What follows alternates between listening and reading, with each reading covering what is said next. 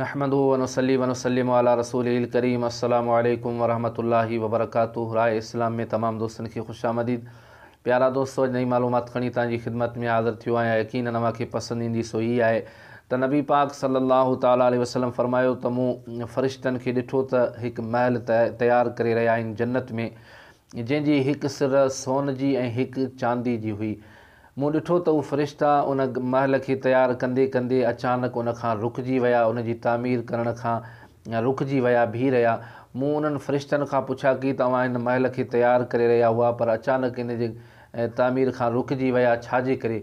फ़रिश्तनि अर्ज़ु कयो त या रसूल अल्लाह सल्लल्लाहु ताला अलैहि वसल्लम, इन जे करे जो हिन घर जो, हिन महल जो जेको ख़र्चो पूरो थी वियो।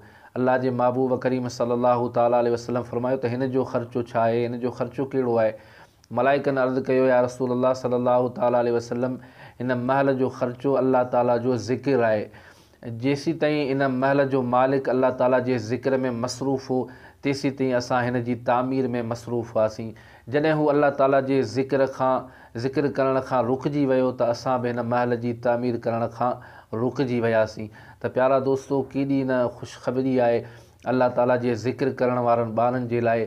उहे जॾहिं ज़मीन ते वेही करे अल्लाह ताला जो ज़िक्र कंदा आहिनि त यकीनन अल्लाह ताला जन्नत में उन्हनि जे लाइ महल तामीर कराए थो। त अल्लाह पाक असां तव्हां सभिनी खे पंहिंजे ज़िक्र जी तौफ़ीक़ अता फ़रमाए, इहा सआदत नसीब फ़रमाए जो असां ज़मीन ते वेही करे अल्लाह जो ज़िक्र कयूं ऐं अल्लाह पाक जन्नत में असांजे लाइ महल तयारु फ़रमाए। त प्यारा दोस्तो, इहा ख़ुशनसीबी आहे। अल्लाह पाक असां तव्हांखे अमल जी तौफ़ीक़ अता फ़रमाए। ही हुई अॼु जी मालूमात। वरी नई मालूमात में मिलंदासीं, तेसीं ताईं इजाज़त ॾींदा। अल्लाह हाफ़िज़।